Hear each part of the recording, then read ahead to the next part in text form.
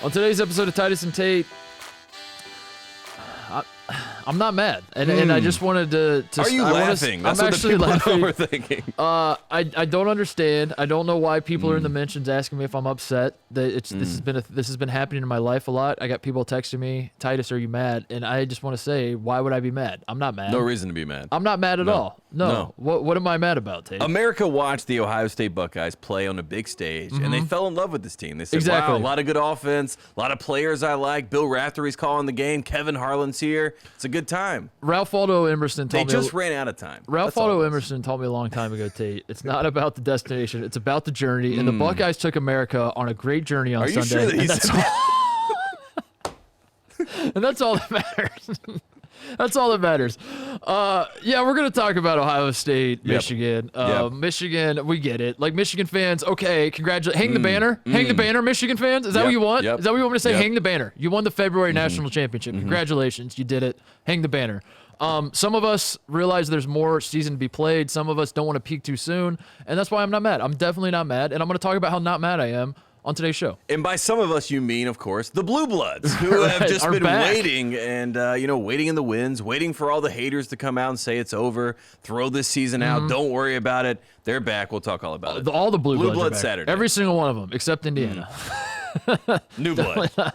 We're also, and speaking of talking about the Blue Bloods, we got to talk about this Chris Mack video. Is Louisville Blue Blood? I don't know.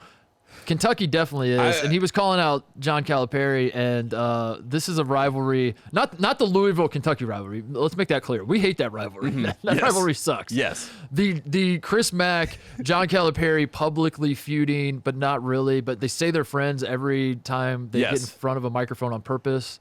Coach Cal does not want a beef, and Chris Mack continues to do this. He wants a beef. Also, Texas is free-falling. I just want to point that out. We might talk about that a little bit. Villanova might be back. I don't know. It was a packed weekend.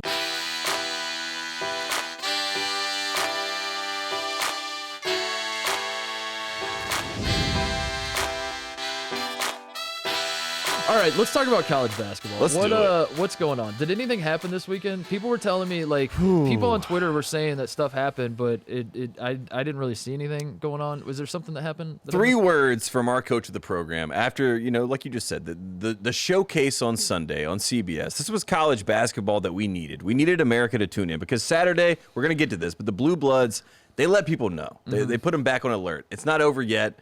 Don't give up, Tony Kornheiser. Don't worry about it, Michael Wilbon. Duke, Kentucky, we will be there. We will come back. But Sunday was for, the real college basketball fan this season, the person that has been watching the games, trying to figure out who the best teams are, and knows that the Big Ten is the best conference this year, right? Right.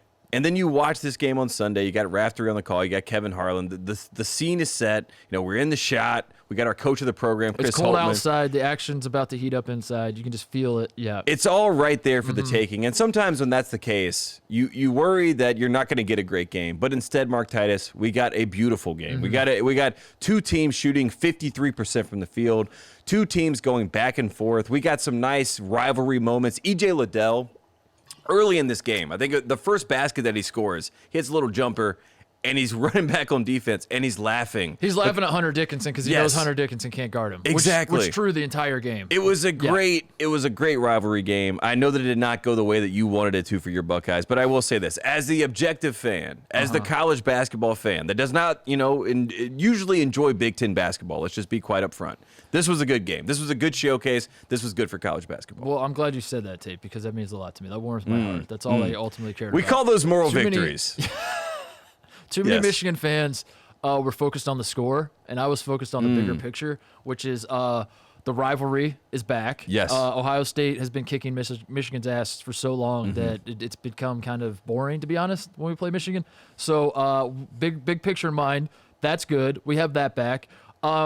We don't want to peak too soon. So like I said, congratulations, Michigan. You won a game that ultimately – it's a regular season game. The calendar is about to turn to March. My focus is now on March.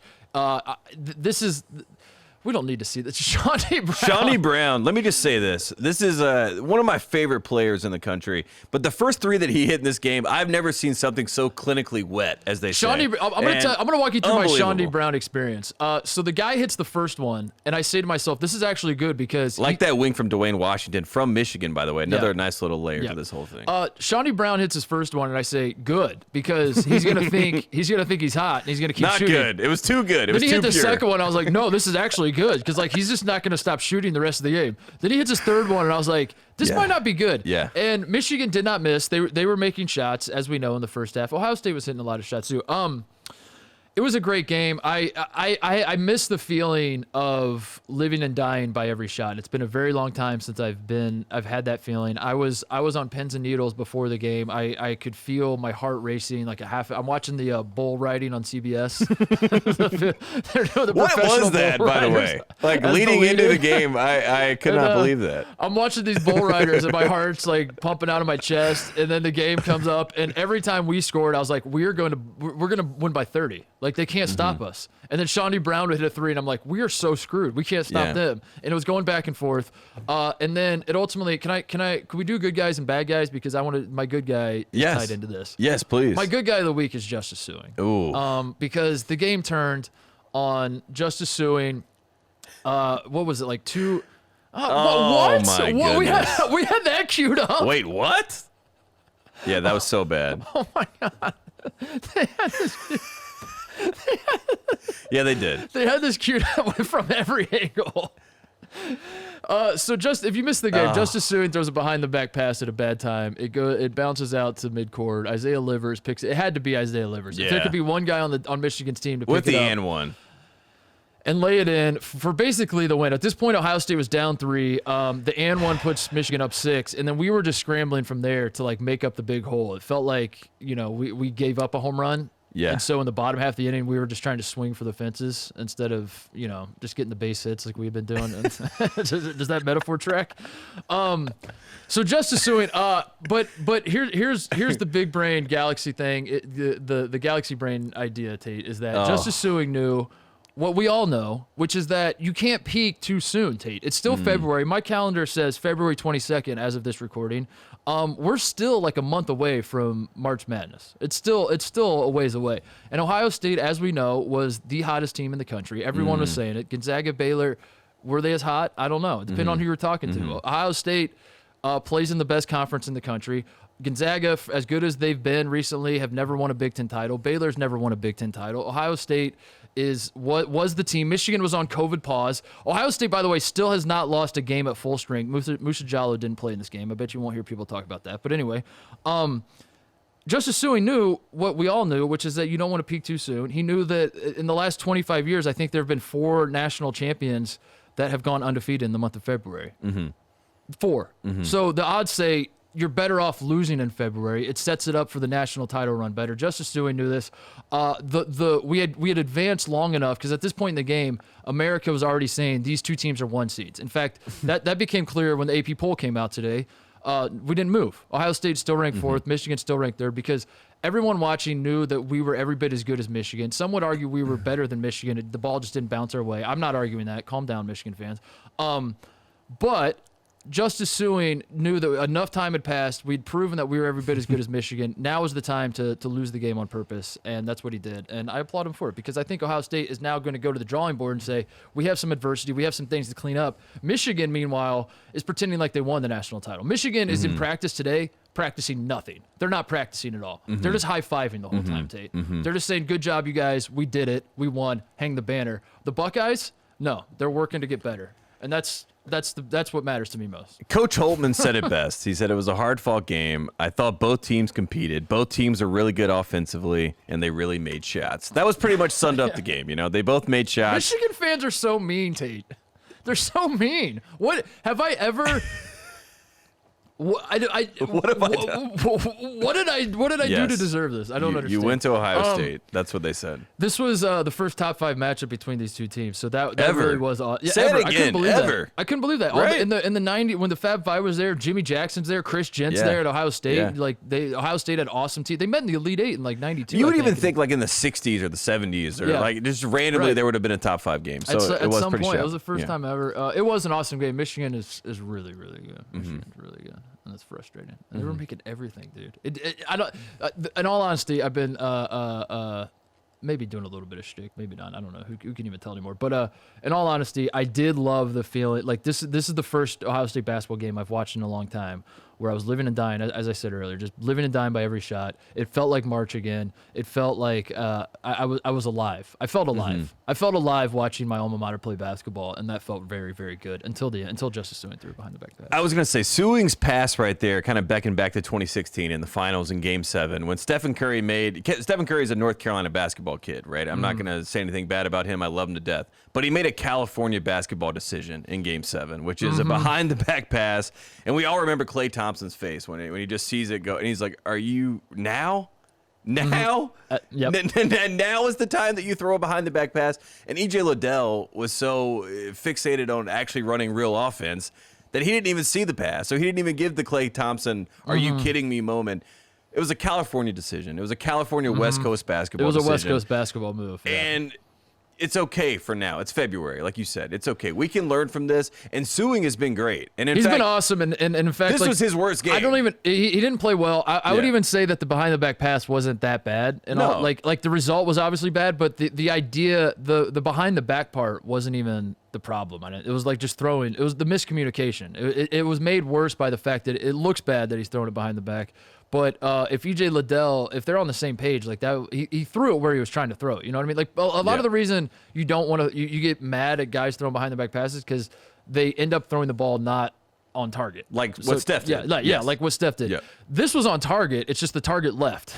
Yeah, the target was like the target moved. The target was like, there's no way that he's going to throw this behind the back to me right here. Right. Yeah. So like if E.J. Liddell popped right there, boom. That's right, catch and shoot. But that's. Oh, God, why are we re-showing this? Why would they do this to me? I don't understand. Michigan is very good. Michigan, I do think we need to pump the brakes on, like, Michigan is people are trying to put Michigan in the tiers with Gonzaga and Baylor. I mean, come on. That's ridiculous. They got smoked at the barn. I mean, right? Like you have to have some sort of separation between Gonzaga. They can beat Gonzaga and Baylor. I'm not saying that. What did we say before this? First off, I don't think Michigan did anything. I know Michigan fans may disagree with this, but they didn't do anything in this game that says Michigan is head and shoulders above Ohio State, right? Right. That was what was weird to me was the conversation the whole game. If you're on Twitter or just like paying it, everyone. I had a lot of people texting me, and everyone was saying the same. Like these two teams are every bit as good as each other. They're evenly matched. This is awesome. And then Michigan wins, and then suddenly you're like, oh, Michigan is much better than Ohio, Yes, and I don't think that's the case. I think there is tier 1, there is Baylor, there is Gonzaga, and I think Gonzaga, as we know, has been probably anointed even in a different tier. Yeah, exactly, whatever. And then there's the biggest loser. I love tier talk. And these 4 teams are all battling to be the one team that's going to try to take down either a Baylor or Gonzaga, whether it be Illinois, whether it be Iowa, whether it be Michigan, whether it be Ohio State. Yep. And those 4 teams, their fan bases are going insane right now. Yep. Like separately of themselves. Yep. And the Illinois fans and the Michigan fans right now, they are performing at peak levels of insanity. they basically, if you're an Illinois fan right now and you think that Luka Garza is good at basketball, then get your opinion out of my face. Yeah, and I don't want to see it. Like they're fighting a war on 2 fronts because Illinois fans are currently fighting against Michigan's team and against Luka Garza individually, and they are just whatever it takes, literally whatever it takes. Like, I don't know who put the charge in, but they're ready to go. And then from Michigan's side, Michigan, they've had the whole, are they dodging Illinois? The Illinois fans claim that Michigan is dodging. Which if I was an Illinois fan, I'd say the same thing. Why not? Of course. Yeah. But this whole back and forth has been quite hilarious because they seem like they want to eat each other, right? They're just going to, this is all Big Ten, da-da-da-da-da-da. But there's a larger prize at hand. And I think if you're Iowa, right? Or if you're Ohio State, like, don't get caught up in this. Like, don't the Illinois fans, pull back. You know what I mean? You're trying to make the real run for the Final Four. You know, like don't get caught up in this. The Michigan fans, I think you go for the ride, right? I think you own the Big Ten this year. Yep. If it doesn't work out in March, who cares? You're ahead of schedule anyway. Next year you're coming back. You know, Hunter Dickinson's going to get going. Hunter Dickinson, by the way, has made himself a that guy. Well, exactly. Hate that guy. He's made himself a great college basketball personality, and Yeah. he quote tweeted Doug Gottlieb after the game, who said the smart money going to this one is for Yeah, and he Ohio put State, LOL. Yeah. I don't hate Hunter Yeah. Dickinson. I take that back. I don't hate him because he wants me to hate him, and I'm not going Okay. to give him the satisfaction. Hunter, Yeah. I don't hate you. Yeah. In fact, I don't feel anything towards you. I don't even. Which one's? Is he? He's giving me He's number one on Michigan. very Mo Wagner vibes. I have no feeling. He wants to be a foe. He likes to be the villain. You know what was weird about this game? It's good. Speaking of Mo Wagner, Franz Wagner did not play well. Did not have a great game. He's probably Michigan's most talented player. I don't know. Michigan has reached that. That's one of the frustrating You wanna parts hear about something- Michigan is they've reached the pit. They've reached that point where we have to differentiate most talented, most valuable, best. And that sucks. I hate that they've reached that point as a team. But he didn't play particularly well. Everyone was making everything they threw up in this game, except Franz Wagner and Justin Arns. Justin Arns, who might be one of the best shooters in the country, did not have a great game shooting, as everyone else around him was making everything. I don't know. That was just kind of interesting that both those guys were struggling. Before the game started, I had tweeted, you know, my players to watch. On one side, Franz Wagner, and on the other side, Justice Suing. That's literally, and thank God. It did not go through before the game, and then I watched that game and I was like, man, boy, was I off on this one. It was a great game though. If you did not watch this game, this was a nice Game of the year? I think so. I think so. I think the game before was the Villanova at Texas game, but I feel like we're so far from that iteration of the season and the teams that it can't be that game anymore. Michigan fans are great. I will say that in all honesty. I love that they're a basketball school. They finally did it. They are a basketball school. They know they're a basketball school. Yeah. Michigan, we have a lot of Michigan fans that listen to the show. And I found this out because our producer, Louise, told me that we had a lot of Michigan fans calling into the hotline. There's a lot of Michigan fans in LA, to be honest with you. Yeah. But it's all fun. Like I hate Michigan football. I don't hate Michigan basketball, but they're making me want to hate Michigan basketball, and I welcome that because I genuinely my experience as an Ohio State, when I got to Ohio State and I walked onto the basketball team. And then we graduated. Like by the time I graduated, we didn't really have rivals. We just had team. Like our rival every year when I was at Ohio State was just whoever was good. So Wisconsin was kind of a rival. Michigan State was kind of, but they weren't rivals. They were just a team that was good that we wanted to beat. Purdue was up there. So I never really felt a rivalry. Even as I've gotten older and now I'm watching the Young Bucks playing, I never really feel anything towards the team. So I would genuinely love for that to be a rivalry. And I understand that Michigan fans are always going to hate Michigan State in basketball more than Ohio State, but maybe they don't always have to. Maybe it can be equal. Maybe there can be a little animosity. And so far, what we've seen from Juwan Howard and Chris Holtmann, it feels like we're headed down that road. Yes. And I don't mind that one bit. Yeah. And that part is good. The road that we are on right now, it feels like we're on the yellow brick road and we're walking and we're skipping along. And all I can see in the future, Mark Titus, is me looking at you and saying, thank God this rivalry is better than Louisville, Kentucky. It literally is, by the way. I mean, what? They're in the same conference, right? They have a history. They only play, once a year? Sounds better to me. God damn it. Take your win, Michigan. Yeah. Congratulations. You guys can have the Intercontinental Belt. You're the third best team in college basketball right now. But calm down. You're not on Gonzaga and Baylor's level. That's disrespectful. They're undefeated. Both those teams are killing everybody. Just calm down. That's all I'd say. But congratulate. You win. I deserve this. Part of why it hurts so much, and this is why Michigan fans are so elated. This is the first year, maybe ever. We have to go back to the record books. I don't know. I don't know if we have the technology to look something like this up. First year ever, maybe, that Ohio State has not beat Michigan in something. Certainly, to my knowledge, we beat them in football or at least one game of men's basketball every single year. And we didn't play the football game. This is the only time we're playing in basketball. And I think they know that, and I think that's why they're twisting the knife, and I think that's why, Juwan Howard is like, I don't know, like, act like you've been there before, dude. Like, he's like smiling after they win. It's disgusting. Yeah. It just disgusts me. Yeah. Like, you would never see our guys smile after a win like that. No. All business. No, that's what hurts the most is the football game gets canceled. This is the only time we play them in basketball, and it's No, maybe not the only time. Maybe not. There's a chance. It'd be a real shame if we met in March and it's a repeat of '92 except flipped, where where we beat them in the Elite Eight this time. All right, we'll move on. Who's your good guy of the week? My good guy of the week is a guy that you know, near and dear to your heart. And I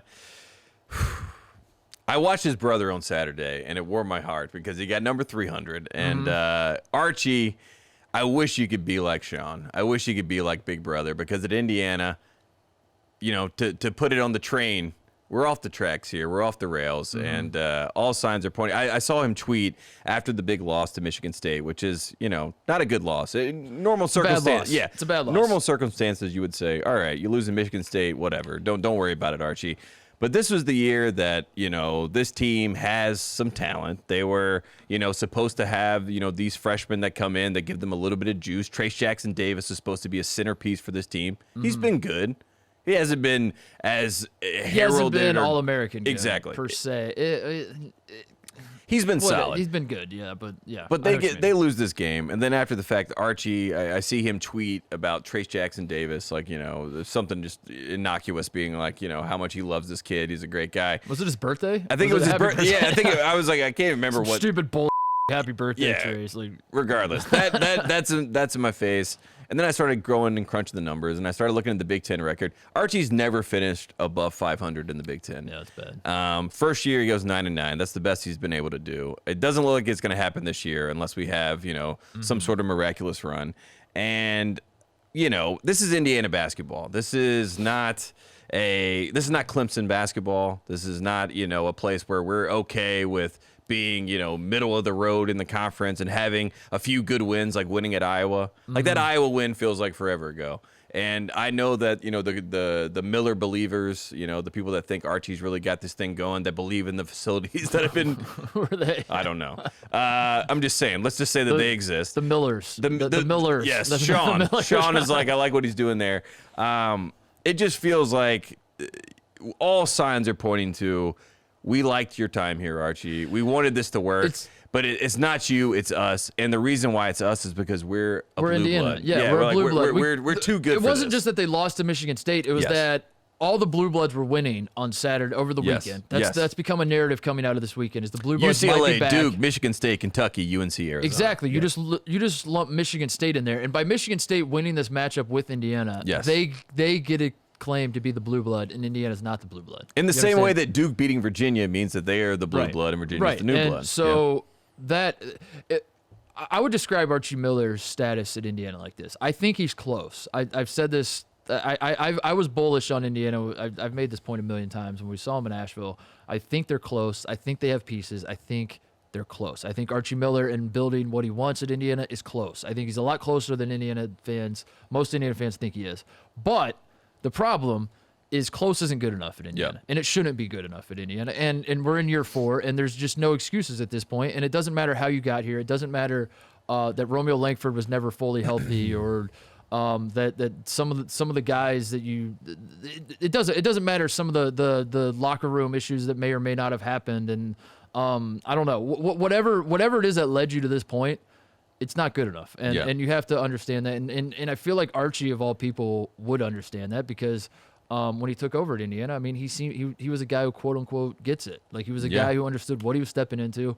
This is not Dayton. No disrespect to Dayton. We love Dayton, but Dayton is not Indiana. Dayton.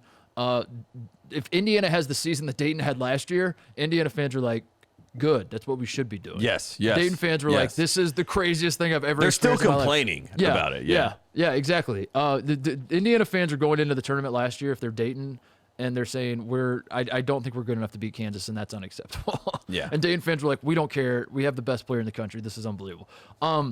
So that's how I describe it. I don't think it's a disaster. I don't think he is certainly a bad coach. I don't think, I'm not saying he should be fired immediately or I'm not any of that stuff. I'm saying Archie Miller is very close to turning a corner, but close isn't good enough, and he's been close for a few years now, and the whole program as a whole has been close for 20 years. I was going to say, it's one thing to be close. It's another thing to be worse than what the prior administration that you had running things for Indiana basketball to, quote unquote, get you back did better on the same timeline. Right. Like they hit higher marks. And you said that I think a couple of weeks ago when we were talking about this. Like, you've done all that, and then the Purdue side of things, Matt Painter, who is someone Indiana fans would not consider to be their coach, he's not an option. He's not quote unquote good enough for us. He owns you. Yeah. So it's like you're at this point, I think Indiana fans are like Matt Painter. Yes, I'm just saying originally. In theory, 5 years ago, we put on a piece of paper. They're like Kelvin Sampson gets fired, and you're like IU fans where does Matt Painter fall? Pat Knight's friend is not going to be our coach. Yeah, they're right? like he's not even in the top 100 of guys we would consider. Yeah. And he owns you. Yeah. And he owns you. And that is just where it is. So there's no. It's not to say there's anything wrong with Archie, or things obviously haven't worked out as he had hoped, or as Indiana fans had hoped. But you're at this point, you're at this pivotal moment. I could see Archie going to another school like an NC State or somewhere like that, and having a great situation because it's not Indiana. It's not Indiana, and you don't have to deal with that whole. You have to create a culture and a facade at the same time. And that is so hard to do when you already have something that you have to build already that's already built in, right? You already have to build IU, the hysteria of Bob Knight. You have to create that facade again. And you also have to create a real culture that exists in modern times. So it's like to be able to do both those things it almost takes someone that is that can't be thrown like what we talked about, Brad Stevens. It has to be someone that Indiana fans, Hoosier people will say, I believe in him. Yeah. I am not going to get off the ship. I want to rock and see what happens. Bringing up the facade part, that is one thing I don't think Archie Miller will ever be great at, and that's one thing I think he knows that he will never be great at is the Calipari-esque thing you need to have as a college basketball coach in this modern and at a place like Indiana, because as much as Roy is cut from a different cloth than John Calipari, kind of, but at the same time, like Roy knows the weight of being the guy at North Carolina, and you're not just a basketball coach. When you're the head coach at North Carolina, when you're the head coach in Indiana, when you're the head coach at Kentucky, Kansas, you're a diplomat. You're a diplomat and a head coach, and like all these other things. And Archie Miller, I think, is not necessarily knocking it out of the park with all those other things. And as a coach, he's close. and when you add it all up, you're like, is that enough? I don't think it is. And that's where Indiana finds themselves. But you brought up Brad Stevens. I got an email today from one of those spam, like I'm sure you get put on these lists of like odds makers, and they send out their garbage odds, and they're like, you might be interested in this, and you're like, I am never interested in this. Today I was finally interested in this. I got one of these things that said, these are the odds of NBA coaches according to this. I'm not even going to name them because I don't know who the hell this bookmaker is, whatever. But I'm taking it as fact. They made a list of the most likely NBA coaches to get fired next, to be the next coach fired. Brad Stevens was number 14 on the list. That means he's in the upper half, Tate. There were 16 guys below him. He was number 14. He's moving his way up, is what I want to say. The stars are aligning. Bring him home. Speaking of Brad guys, my bad guy of the week is Illinois coach Brad Underwood. You want to talk about Illinois fans losing their minds? So, here's why Coach Underwood is my bad guy of the week. With 3:45 to play, the under 4 timeout happens at the barn. Illinois is absolutely destroying Minnesota. R.I.P. the Barn Magic. Yeah, it was barn a good run. Dead. Yeah. Mark Turgeon kind of killed it, and then Brad Underwood danced on its grave. Illinois is up 91-60. I will not acknowledge Mark Turgeon because he did it last year. So Brad Underwood really did it. Yeah. All right, so Illinois is up 31 with 3:45 to play, and Ayo Dosunmu is still in the game. And you're asking yourself why. And I'll tell you why, Tate. It's an under 4 timeout. This is a perfect opportunity for, dead ball. We come to the huddle, take Ayo out, put in his Brad Underwood's son's a walk-on, throw him in, boom, bada bing, bada boom. Not the case. Leaves Ayo in because he needed 1 rebound for a triple-double. Ayo gets the rebound. It's his second triple-double in 4 games. And on top of that, Tyler Underwood also gets in the game, gets a 4 trillion. So Brad has his cake. He eats it too. Unbelievable coaching job there at the end. Bad guy of the week. That's beautiful. And it's also a beautiful move because when you think about bad guys, John Calipari is one of the ones that we point to, or Rick Pitino, and you say, like, that is what we're looking for. And there's a lot of, we talked about the facade and the culture. The way that you do these bag moves is like you let a player shine, right? So like, triple-double, Ayo, you shine. But also the bag implication there is now my guy just got a historical triple-double, which I will now use in recruiting, to recruit other future Ayo Dosunmus to come to Illinois. You get a guy like Ayo Dosunmu, you give him his stage, you give him his moment, and then there's a ripple effect. There's a bag ripple effect that goes around the rest of the country, and everyone looks around and says, hey, what's going on here with Ayo Dosunmu? Is he someone we should be talking about? Because now he's doing things we've never seen at Illinois before. These triple doubles, 2 in 4 games. I mean, have we ever even seen this in the history of the program? So then all those stats start coming out. These are the bag ripple effects as we keep going on. And now the conversation turns to Illinois crazy fans that are saying, how is Ayo not going to be National Player of the Year? You get people like Taylor Rooks, who we love, who's in the national NBA landscape of media. She comes out as an Illinois fan, says, she went to Illinois, right? Yeah, she went to Illinois. Okay, so she comes out and says, how is Ayo not going to be National Player of the Year? So these are all bad guy moves, and it's all because he leaves him in to get the triple-double, right? And then it leads to the rest. And that is why it's so beautifully done. That's what we mean when we say it's a brand play, right? This is a full-scale brand play. Also, I saw Brad Underwood's post-game comments. He is doing something that all of Illini Nation is doing, which is they're not just saying Ayo Dosunmu should be the National Player of the Year. They're saying that they're taking an attitude of like being disgusted. Yeah, it's not even close to like them. this is Yes. I am personally disgusted that anyone would even dare suggest that Luka Garza could even sniff Ayo Dosunmu's jock. Like that's like that is the entire ethos of the conversation for sure, 100%. It's amazing, and it is deranged, but it's also beautiful because if you are watching this Illinois team, there is a certain air about them, and there's a certain level of confidence that you watch them play and you say, I don't really see many teams that can match up and beat them. But obviously, when we see Gonzaga or Baylor, it might be a little bit different. Or Ohio State smacking them on their home court. There's also that. Yeah, they did not like when Michigan fans brought that up, by the way. They're like, disregard. Yeah. Not 1-to-1. Yeah, Michigan fans are like, yeah, we're not afraid of you. Ohio State smoked you, and we just beat Ohio State beat you on your home court. We beat Ohio State on their home court. I think we're going to be okay. And Illinois fans were like, doesn't matter. They're like, shut up. No. Ayo. 2 triple-doubles in the last 4 games.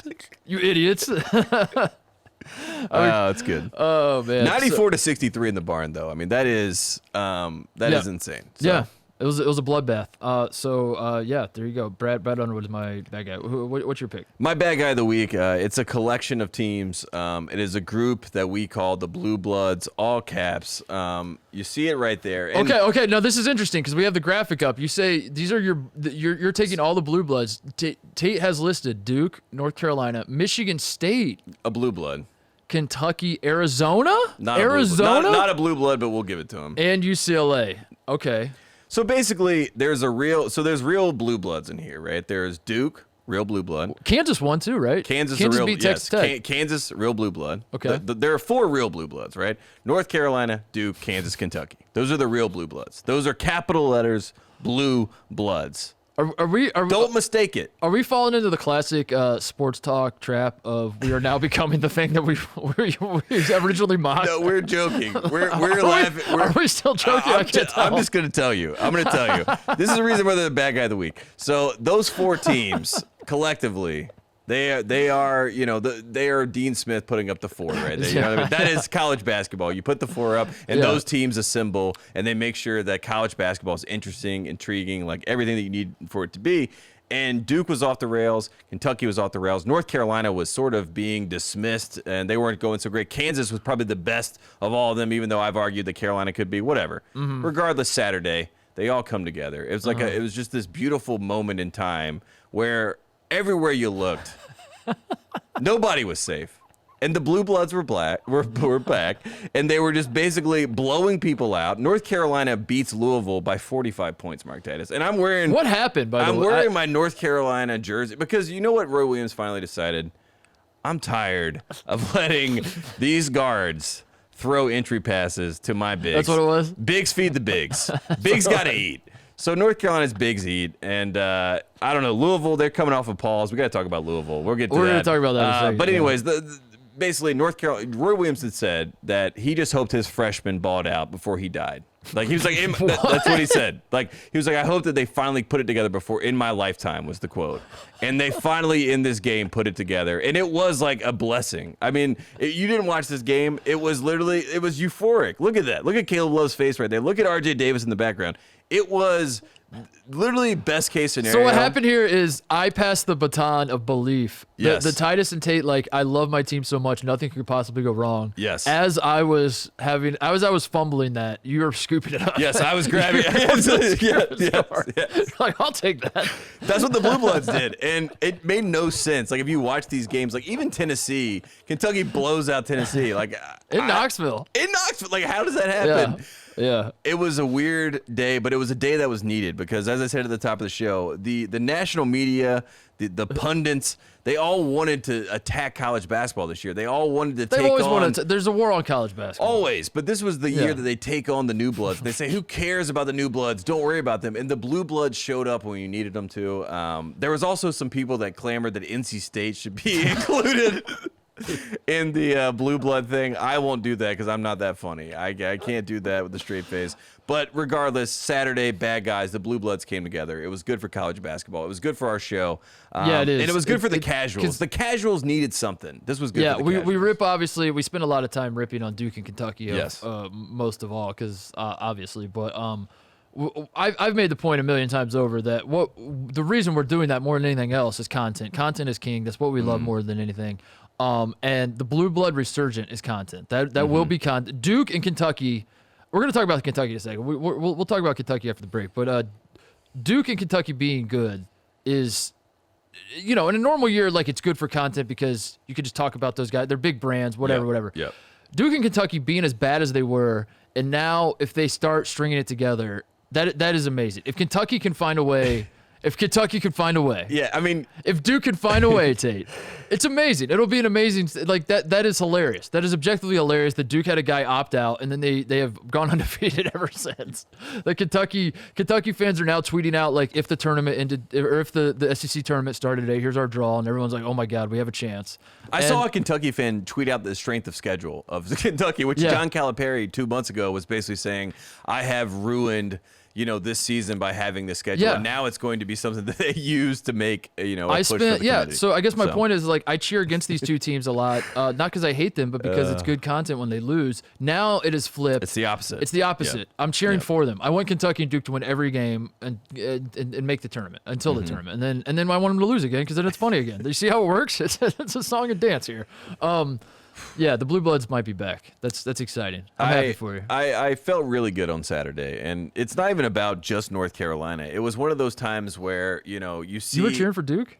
I actually texted my family. They were really upset Duke, about Virginia. this. That's a tough spot to be in. I was close. I texted my family. I said, I think I'm gonna have to pull for Duke today because, like, why would I not? Virginia, they get on my nerves. My entire family turned on me.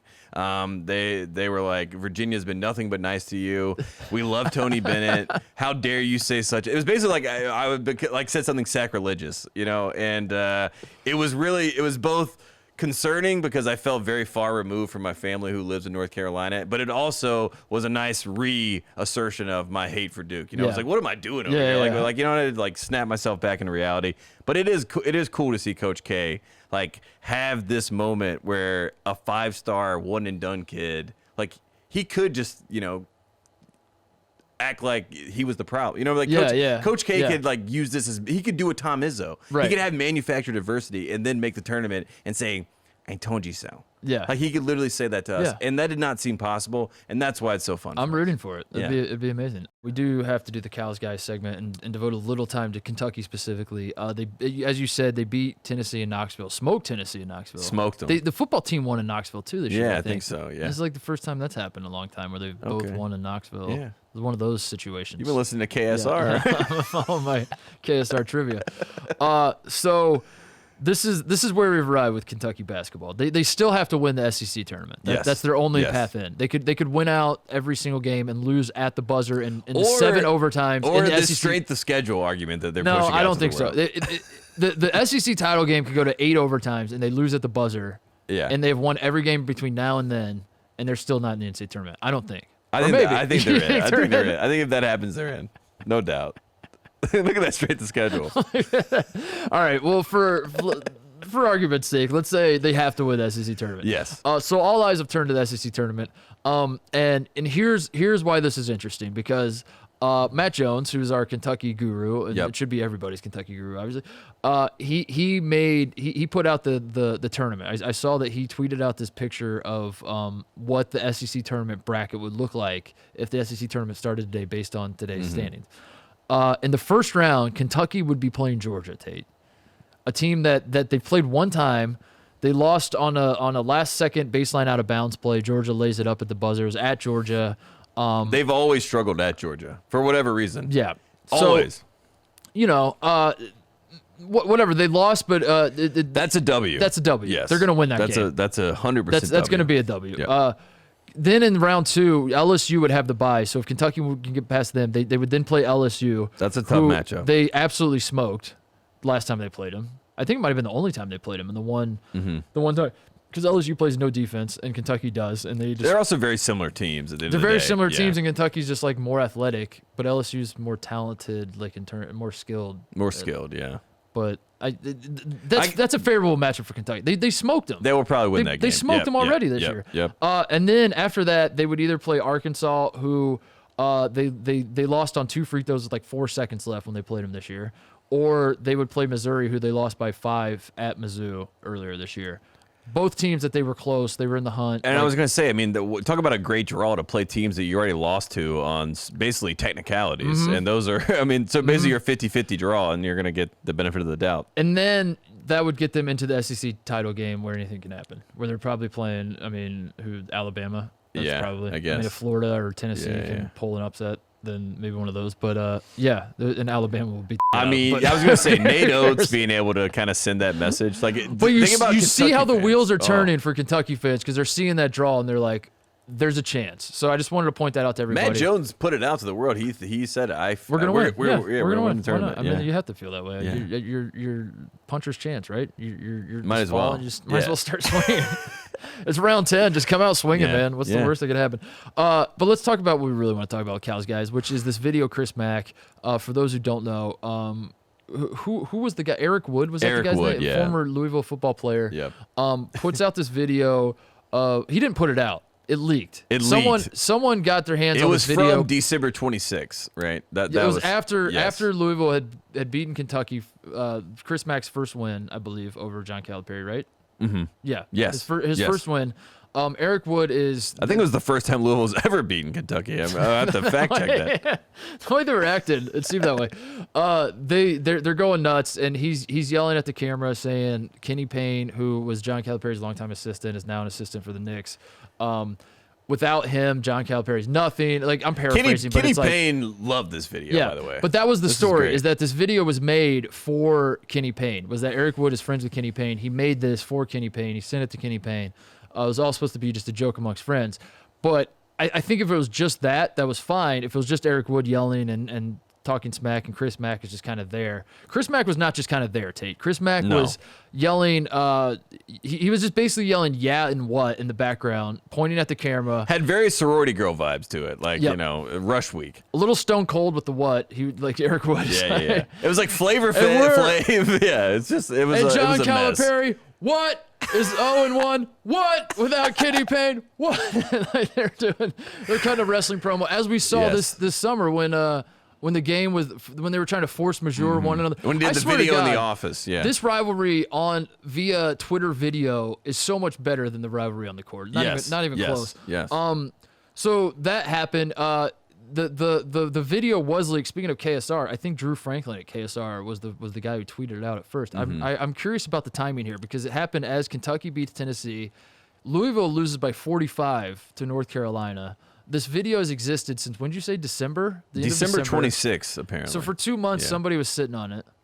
He tweeted Drew Franklin February 20th, like basically welcome to the rivalry at Crick. And he added him. That was the one. That was the reason why. Go dig up this video. Just search like Chris Mack video, I guess. I don't know. You find it, but Go watch it. It's unbelievable. And this is coming off a 45-point blowout. So they get Louisville's coming off a COVID pause.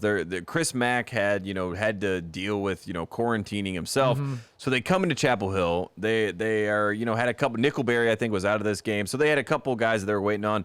Carlick Jones did play in this game. For the people at home that were wondering, was this a Brad Davison Wisconsin blowout, an aberration?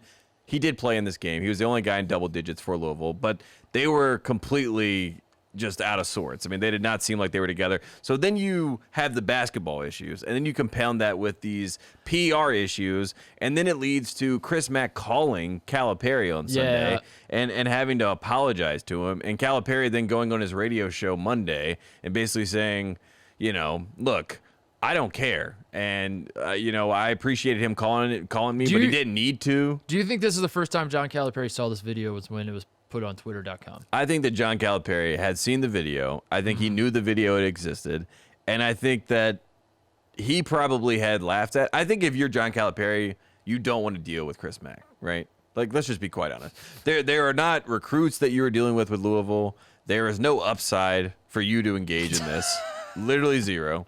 So it's like all of this for Cal is a headache. Yeah. So, like, even if he did have the video and had seen it, like, for Cal, why even put this out and make this a thing? If only to embarrass the other party. That's the only reason to do it, and that's why the KSRs of the world. That's why you ultimately did it. That's why. I mean, but how did the KSR guys get their hands on this though? We should do some. That's the mystery. I mean, if you're Kenny Payne. Yeah. I mean, if I'm Kenny Payne and this video gets sent to me, I'm sending it to everyone at Kentucky. Everybody. Yeah. Like, I just got the easiest recruiting tool in all of all seriousness, time. how bad of a look is this for Chris Mack? Because I think it's I think it was in good fun. Obviously, yes, like I'm gonna make some assumptions here. He had a little bit to drink. He was feeling good. Like, and it's a private video, we should say also. It was a private video. It's not like Snapchat or something. My frustration, I guess, with Chris Mack apologizing to John Calipari is that I wish he just would have been like, listen, man, I was at this like party, which, by the way, I guess he had to answer for some COVID. Yes, like, the fact that he was maskless and whatever. But so that part of it aside, I wish you just would have been like, listen, I was at this thing. I was celebrating a huge win over Kentucky. We do not beat Kentucky often. It's a big deal at the University of Louisville to beat Kentucky. I had a little too much to drink. My buddy is cutting a wrestling promo. Yes. And I was just walking by at the time, and I was standing there, and I got pretty excited, and I kind of heard half of what he was saying, and he just kind of talked about how we won, and I thought that's all he was saying, and my bad. Tapped my chest, raised my hand, I'm sorry. But instead, he's like, it wasn't supposed, it was misconstrued. Like, the way he was kind of apologizing was like, we didn't mean it to be like a slight on Cal. Yeah, like that's exactly what it was. He said we weren't taking a shot at Cal. Yeah, we weren't trying to take a shot. It was for Kenny Payne, and it's like, it looks like you're taking a shot, but it was like, I don't know. You're making it worse. Just all you have to do is be like, listen, man, I had too much to drink. We were having fun. He said some was there, and I kind of, I was in the moment. Whoops. The context. Who cares? The context makes it less embarrassing. But if you just watch, all I did was just see the video, and when I saw the video, I said to myself, if you're a Kentucky fan, this is 5 stars. Yeah. This is, you watch this and you say, everything that I've ever thought about Louisville is validated by this video. Mm-hmm. Like, this is little brother. Mm-hmm. Great to see him, mm-hmm. right? Like, absolutely right. Like that is everything. That's why if I was Kenny Payne, that's why you send that video out, because you're like, all my guys, you need to see this. Like, you need to understand that we're good, and that's the only thing that I would say why it's embarrassing. I mean, it is what it is. It's out. Chris Mack's gonna be fine. You and I both have always liked Chris Mack, and I think Chris Mack is weird in the sense where he gets viewed as like this kind of quirky, really nice coach from the outside. Yeah. And he comes from the Skip Prosser world of coaches. There's like, but he's also kind of a smart ass, and he's kind of, yes. Like his perception is not always 1-to-1. Like, he and JP McCura got along really well, like, like there's reasons for that. Yeah. And so I think there's a little bit of that too, where there's some people that may be a little bit shocked, or they may not have expected. But it's like we were talking about earlier with Archie, where you're not you can maybe get away with that as Xavier. It's elevated. It's we're more eyes champions. on you. Yeah, yep. you win national championships. You I don't know, and he's taken the Xavier mindset to Louisville, which is good in a lot of ways, because it's like, that's what made you successful. Yep. Let's have fun. But also, there's probably a lesson to be learned in that. And it's also, I mean, it's if Michael Corleone was, running the family, and then now, like, Fredo's running the, like, you know what I mean? Like, just as far as like behavior, like if you're having fun and like, jumping around, and then you go from like literally the guy, like Rick Pitino is the guy. Yeah. He is that is who you look to say, like, that is our college basketball coach, right? that is the only thing that I would say why it's a Yeah. little bit embarrassing, right? And not to say that Rick Pitino did not do embarrassing things, but they were in the Godfather ilk of embarrassment. This is more of a like, middle school embarrassment. The So it's just sentiment different. behind it, I don't mind. I really don't mind, even if it is just friendly. I don't mind trash talking between the coaches. Like even No, of course. Like it was just kind I of wish it was. I wish it yeah. was. I wish it was more Godfather-esque instead of Yeah. like Like when they were doing when Chris Mack and Cal were having the beef about the scheduling. That was fun. That was fun. Yeah. No harm. Yeah. It was great. It was good for the rivalry. Cal That was doesn't perfect. want this. But Cal does not want. But that's He why does not want this. I hope Chris Mack doesn't let his foot off the gas. Just don't do it this way. Just don't be a little slosh behind your friend and just yelling "yeah" as you're pointing to the like. That's I don't know because you won one game. I don't know. He did say, just Chris don't- Mack, this is the last thing he said. He said, I think he understood the context talking about Cal. Yeah. Anytime I've ever dealt with Coach Calipari, he's been great. He offered a few words of advice, which I'll just keep between he and I. But shut I was the hell up. appreciative of his response. And I think, like, Yeah.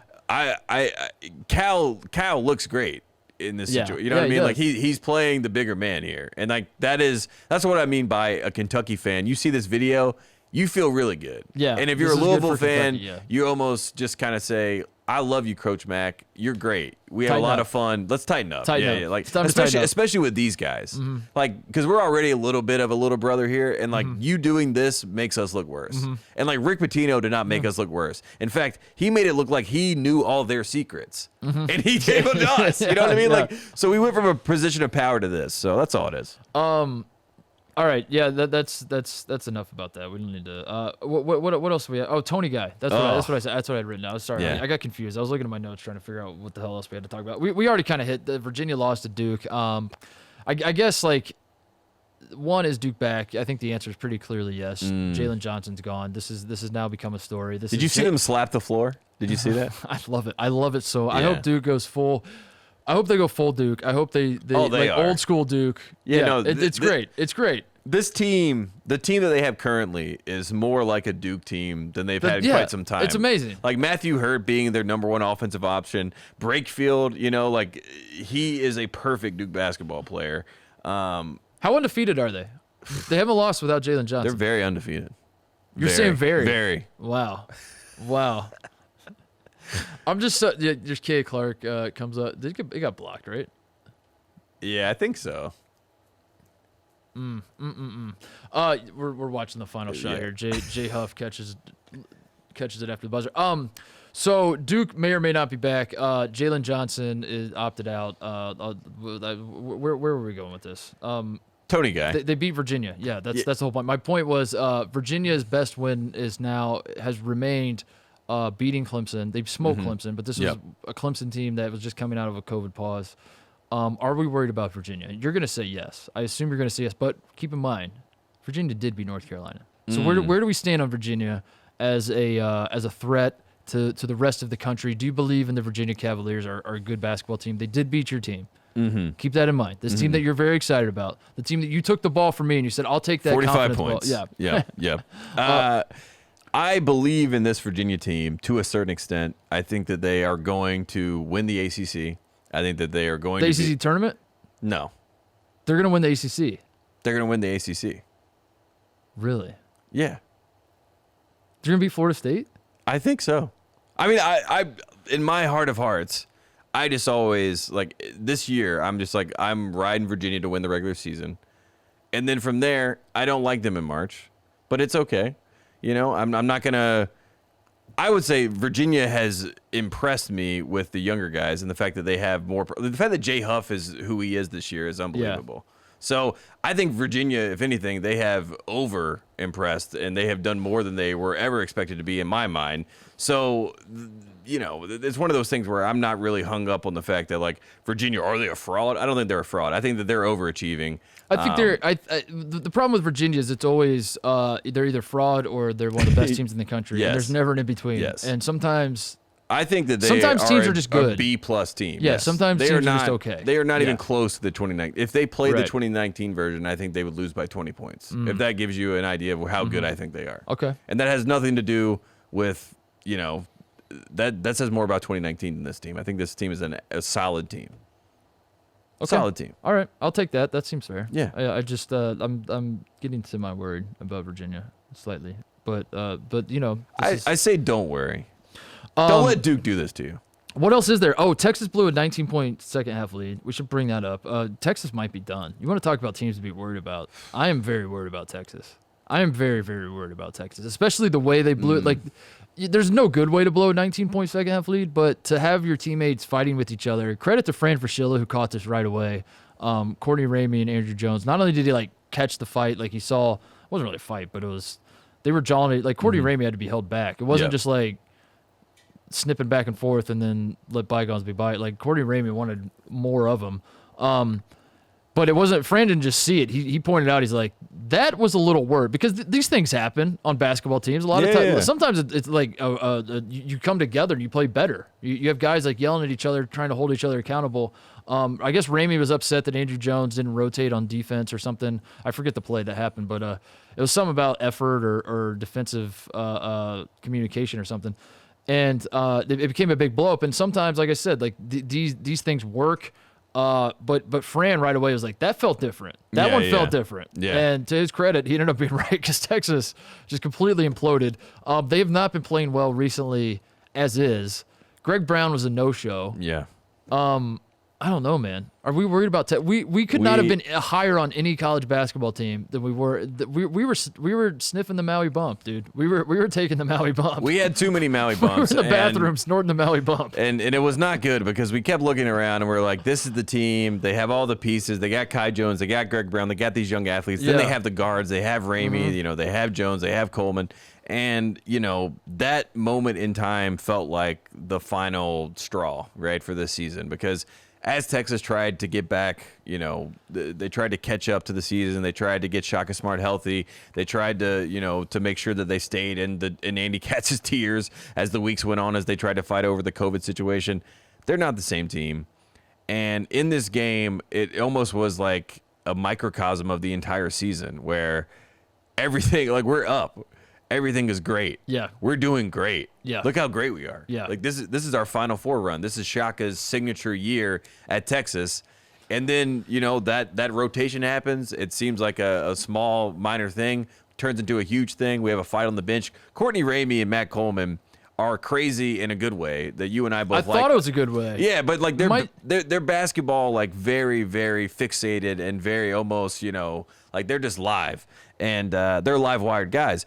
And that moment happening, and then the fact that, okay, so we blow the lead, we get down to the end of the game, and then we have Jack, you know, we go up, Sims goes up for the tip. It could have been a foul. It's a bang know, but they're not going to get that call, you know? No. There's just no, it's just not going to happen. They're not going to get the call. They wanted Shaka goes crazy, you know, pointing to Greg Brown, who got thrown to the ground there. He's pointing at Sims, but him losing it, right? That final scene, right? It just kind of it said to me, this is the season, right? It's just turmoil, and we had it all together. Everything was buttoned up. We were good. We're up by 18. This is it. We're gonna do this. We got all the pieces. Let's wrap this thing up.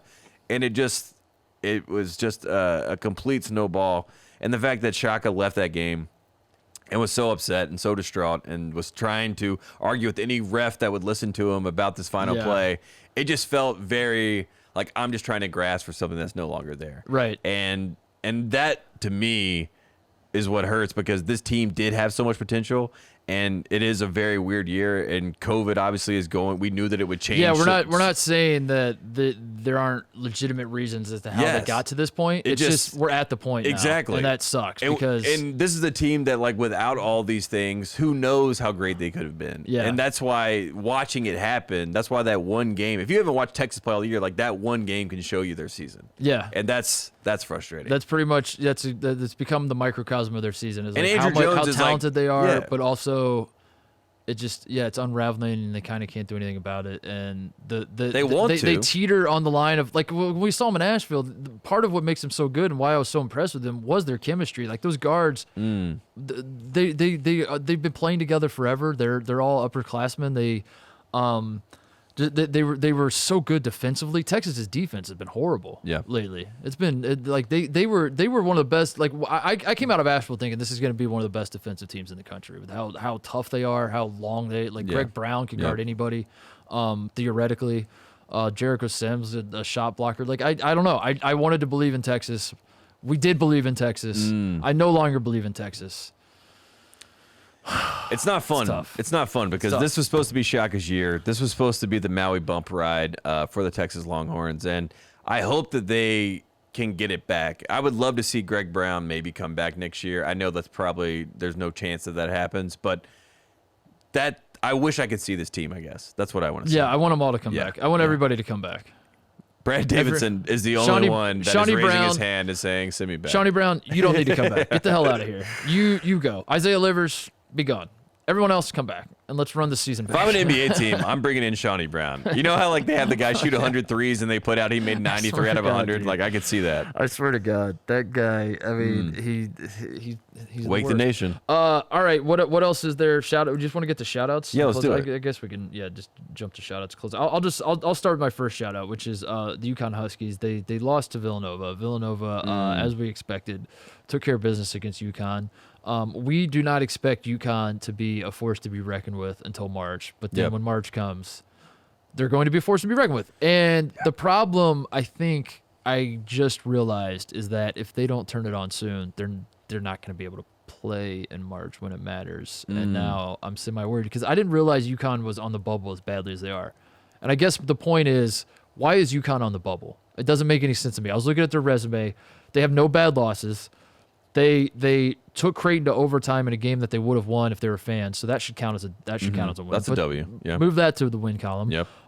They've only played Villanova once because the game at home that they were supposed to play Villanova has been postponed twice. I feel like that's got to be like half a W. That you should get like some sort of credit for that. That you don't even get that UConn hosting Villanova is going to be a W for UConn. And they've had that opportunity stolen from them. They really have no bad losses. I don't understand it. This is where I've been seeing a lot of nerds in college basketball media talking about how the eye test is stupid and we shouldn't what does the eye test even mean? And they know what it means. You know exactly what it means. It means Ohio State lost to Michigan, but anybody who watched that game knows Ohio State is every bit as good as Michigan or they're a 1 seed. They know that Ohio State's a 1 seed because you have eyeballs. Yep. I don't know what your stats were telling you in terms of defensive efficiency. Yikes. Gefilte fish. But the eye test tells you that. I would like to apply the eye test to UConn Tate. My eyeballs tell me James Bouknight belongs in the NCAA tournament. I don't care what anything else says. At some point, your heart and your eyeballs matter more than your algorithms. They have to. Yeah. And UConn, point the bad losses to me. I guess, did they lose to Providence? I think they might have lost to Providence. Who cares? Providence. That's not a bad loss. It's not a bad loss. They don't have a bad loss. They didn't lose to DePaul. They're not losing by 20 to DePaul. Put them in the tournament. I don't understand. Yeah. I'm really worried. I'm worried that they're going to turn it on too late, and I don't know. But that might be better. Maybe they're going to the Big East tournament. They have to win the Big East tournament. That's when we get the Kimba experience. This is the Bouknight Kimba candidate run. I like that. And we should also point out, we did picks this weekend. You and I were tasked to make picks. We both went 2-1, which is... did we? Yeah. So there you go. But Texas for me blew it. I had Texas and then Ohio State for you. So Did they blow it? Is that true? They blew it. You hate to see it. I was expecting our producers to roll. Show the pass again. Throw the pass. Oh my God. Shout out to the Koozie Award finalists: Jared Butler, Jalen Suggs, Ayo Dosunmu, Cade Cunningham, Colin Gillespie. That's a hell of a lineup. That's why I wanted to shout him out, because as I read that whole list, I'm like, man, every single one of those guys you do not want to face in March. Literally. That could be a starting five in the NBA. Yes, that's the Houston Rockets from last year. No Put Cade at the center. Put Ayo at the 4. Who else is on it? Cade, Suggs. Ayo, Gillespie, Suggs, and Butler. Who's running point if those are the 5? Suggs. Suggs is probably running point. And then Gillespie's like the off ball, like he brings it up sometimes. And then Cade's definitely the 5. Butler's the 3. Yeah, Cade's the 5. Cade's Magic Johnson in 1980 in the finals. He's got to play center. I think Suggs or Gillespie. Maybe Gillespie. Maybe I'm letting Gillespie run point and just letting all the other guys cut around him and just have him distribute the ball to them. Yeah. And just say, shoot when you're open, Colin. That's it. Otherwise, yeah. That's a good team. It's a fun team. Team I would watch that, yeah. I want to shout out Luka Garza, who's going to win the National Player of the Year. I'm sorry, Illinois fans, but that's how it's going to end up happening. Just spoiler alert. He's going to win. Yep. I'm sorry, but it's going to happen. He is the Iowa all-time leading scorer now, Tate. Roy Marble. Yeah, Roy Marble, past Roy Marble. He has scored more points than any Iowa Hawkeye, and as we know, in these times of COVID, this season does not even count, so he could come back next year. You want to talk about guys coming back and just burying the Big Ten record book? Oh, my goodness. Shattering every record. That's There would be some really upset Illinois fans if he came back. That's for sure. So shout out Luka Garza. He's got to win that. He's going to win National Player of the Year, and Iowa's going to win Big Ten Player of the Year. And I think that's a fair compromise. Yeah. I think everybody should be happy with that. Iowa has Michigan and Ohio State back-to-back coming up this week. So Luka Garza's National Player of the Year. I think a lot of people want him to Heisman have. moment. Yeah, they want the signature win. They want the signature moment where they say that's where he won it. He has 2 opportunities to do that on a big stage. So I'm expecting him to do so. I will be watching. There you go. What else is there? Shout out Josh Pastner, who says 11 teams from the ACC should make it to the NCAA tournament. I love that he just recycled that from 2017. He's like, where are my notes? Yep, 11 teams. 11 teams should make it. I looked it up today. There are not even 11 teams with winning records in the ACC right now. But they should be in. As it stands. Because I think Pittsburgh, was it Pitt that's 500 right now? I pulled up the ACC standings, and there literally are only 10 teams with winning records, and he says that 11 should be in the NCAA tournament. That's our coach. God, content machine, this guy. He really Josh is. Pastner. Unbelievable. I want to shout out my high school, Brownsburg High School, who is, I talk about the dogs a lot on the show. Sponsored by Jordan, right? We are sponsored by Jordan. There you go. The Brownsburg High School girls basketball team will be playing in the state finals on Saturday. The Indiana State Finals in 49 states, just basketball, as we know, Tate. So this really counts as like 2 or 3 state titles. They're on a miracle run right now. Allie Becky is our star player. She had 31 points, 9 rebounds against Franklin. Such a good name. The team plays lockdown defense. So to all the girls back home, I see you. Go get it done. Take state.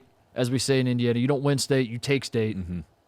And shout out to 1-0, ladies. 1-0. 1-0. 1 game to go. We're playing Crown Point. You'll like this. We're playing the Crown Point Bulldogs. Bulldogs versus Bulldogs. Oh. So there you go.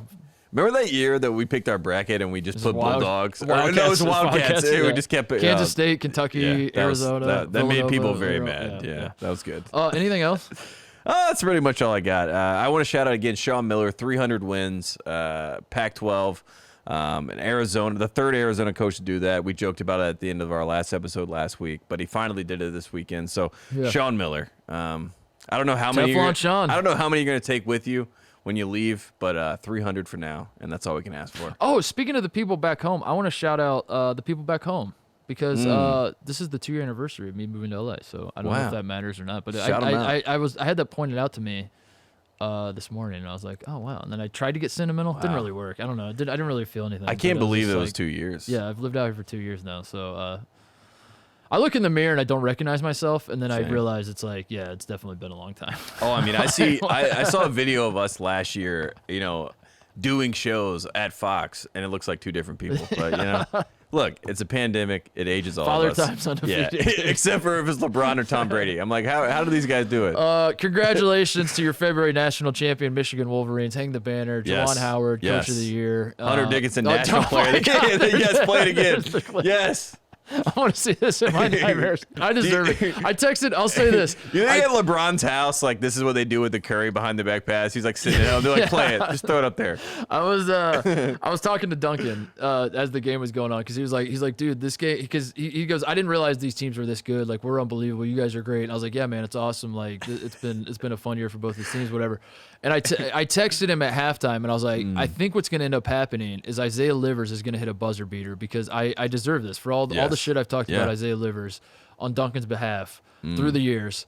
I said he's going to hit a buzzer beater, and it's just going to be a dagger in my heart. It wasn't a buzzer beater. They're still rolling the Justice Suing clip. It was not a buzzer beater, but it was effectively, this was the play that won them the game, and of course it had to be Isaiah Livers. And God, I hate Eli Brooks too, by the way. Eli Brooks, if you're listening. He's a great shooter. I don't like them. I don't like any of them. Shawnee Brown and Eli Brooks. I like both those guys. We'll meet again, Michigan. This isn't over. Enjoy your win. We will meet again. Until then, goodbye. Hey there, thanks for watching Titus and Tate. For the full friend of the program experience, subscribe right below and come join us for all things college basketball. The action is heating up. Come join Titus and Tate.